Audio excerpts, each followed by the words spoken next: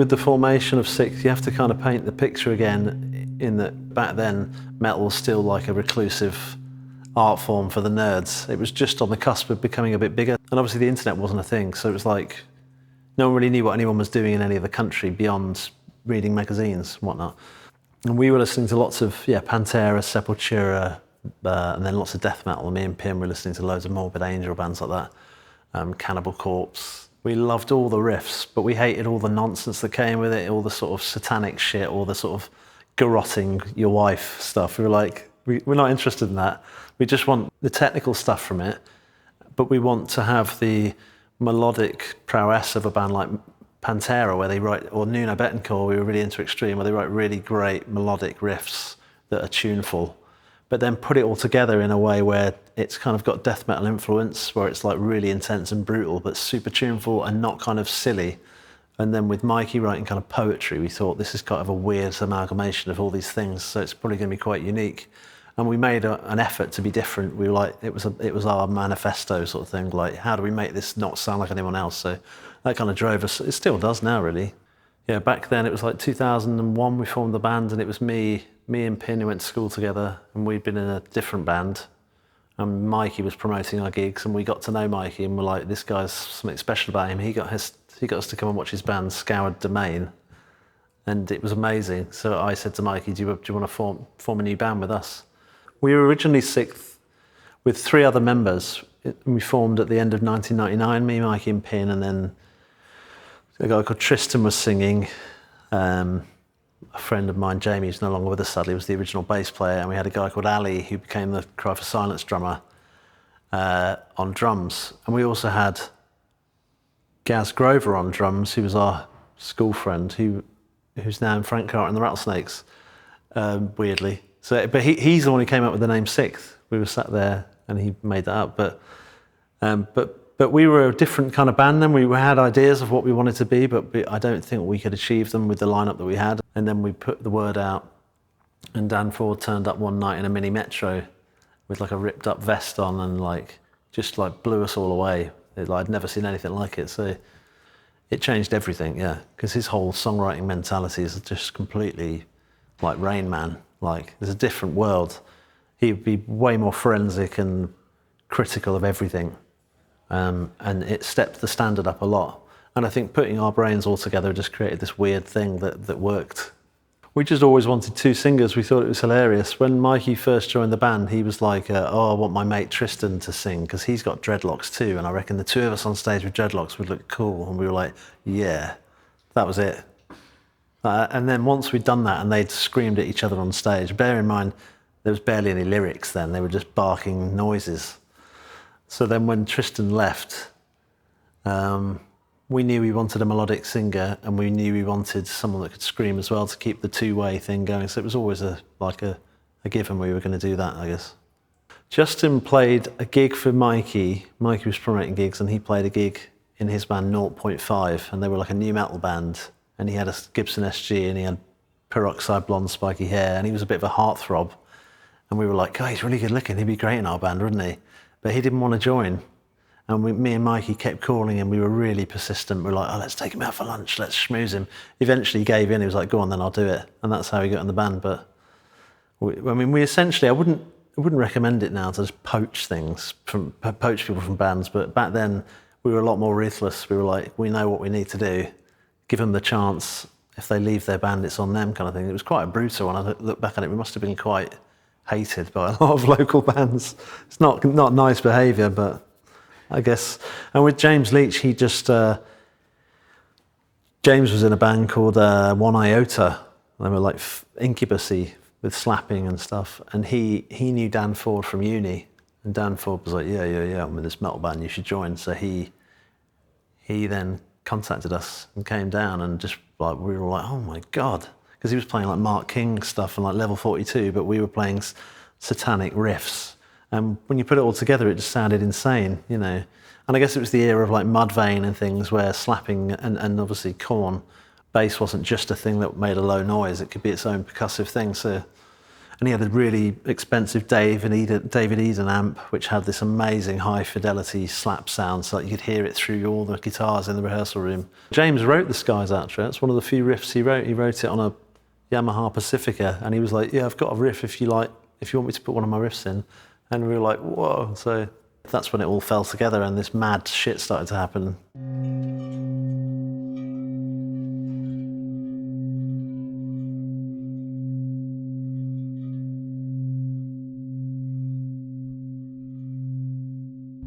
It's hard to paint a picture of that scene to someone who sees the music scene now and the way it is, obviously, because there was no internet and everything revolved around Kerrang, Rock Sound, Big Cheese, Metal Hammer, Terrorizer, or the Radio On Rock Show, or like Headbangers Ball on MTV. Those things were the things. So if you could get popular on any of them, then your profile would rise really quickly. Yeah, and then we'd done 2 EPs and we'd signed a record deal, but the first album was like 2002. We started recording it. So we tracked it in loads of different places because we signed to a label called Gut. They were like a big pop record label. And at that point in the industry, everyone had money to burn. So they were giving us way more money than we should have been given because it was like a wacky metal band. But we were able to go to all these fancy studios. You know, obviously if it happened now, I'd be like, whoa, whoa, whoa, whoa, whoa. We can use this money for something else. But in that era, we were going to all these fancy studios. So we started the record near here in Crouch End, a studio called Conk. We did the drums there, which was Ray from the Kinks studio, which is still there. Because the engineer who tracked the drums, a guy called Andy Scarth, he was friends with our manager, because our manager lived with Ace from Skunk Anansie, and he'd engineered the Skunk Anansie albums. So we started recording at Conk, and then we did the rest of it at a place called Fortress in Old Street, which is where my studio eventually used to be. We tracked all the guitars and bass there, and then vocals we tracked in a place in Hammersmith called the Pierce Rooms, because we were at that point just getting cheap deals for little rooms. And we recorded some of the vocals in my parents' house, like a song called Peep Show. We recorded all the vocals in my parents' front room for that, which is mental, through an M-Box, which is like the worst conversion known to humans. And that was just the recording process. The mix process for The Trees was just comedic. I think 7 people mixed the album, and they were all sacked sort of at some point in the mix process by our management and our label. We had one guy who was mixing the Cause album, right? So for some reason our manager thought that guy would nail it. So he was mixing the Cause album. There was Kevin Shirley, he was mixing Iron Maiden and Dream Theater, who was on a retainer with Maiden doing Dance of Death at Psalm West. I went down there to meet him, and he mixed 7 songs in a day and fucked them all up. And the label, he just dicked us over quite hard. So we were like, right, see you later. So he got sacked as well. We had a guy called Dave Ogilvie, who later down the line mixed Call Me Maybe for Carly Rae Jepsen. why he was mixing our album, I never know. But the segue I'm getting to is that this song I've recorded today was the only thing that was recorded at a studio in Battle near Hastings. The studio was called Parkway, I think, or something like that. That's where we booked for him to mix the record, a residential studio. So we all went there and stayed at for this guy from Canada to fly over. He mixed there at that studio in Battle, but that studio had a really nice grand piano, and that is where I recorded Emerson.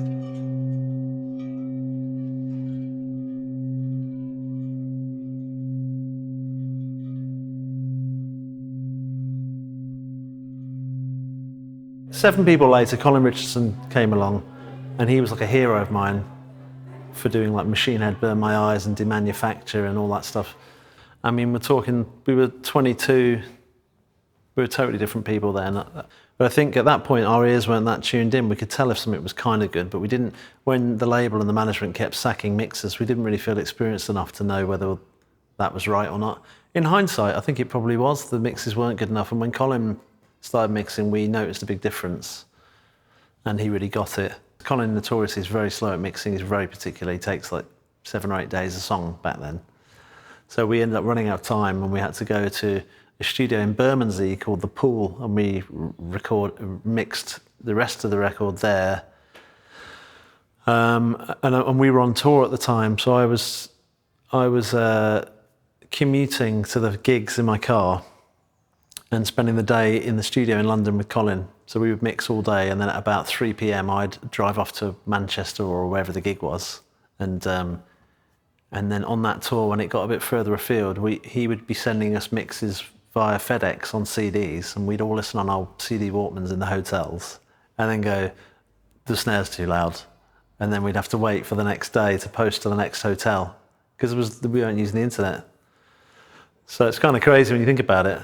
That's why I had to be there, because you could make moves in the room, otherwise it was like a laborious, silly process. So eventually he mixed, and actually in Bermondsey it was when he was mixing the first Funeral for a Friend record, Casually Dressed. But we were sort of hanging out in the studio, and then he would like mix one of their songs after he'd mixed the Sikth song. But the bass guitar on that album, Casually Dressed, is James Leach from Sikth bass. This song, Emerson, is honestly the only song I've ever been able to play on piano. Like, I've written loads of songs with a piano, like in a room with people, but it's never really, I can't play a song. I'll just write some chords, record them, and then forget them. One of the first songs I made up was this, and I showed it to Mikey, and it was in 2000 that my best mate, Phil Emerson, had sadly taken his own life. And he was a big part of me getting into metal, so I felt like I was quite sad that we were going to go on and sign a record deal, and he never knew that happened, you know. So when I was playing a piano, my piano song to Mikey was like, "Why don't you put it on the album and like as a tribute to Phil?" So it was Mikey's idea. I'd never even thought about it. So then when we were down in the place in Battle and they had this grand piano, me and him sat up one night. We had a bottle of red wine, just me and Mikey, and he had his laptop and I think we had a little shitty Pro Tools rig. And we just recorded it, got really drunk and recorded it.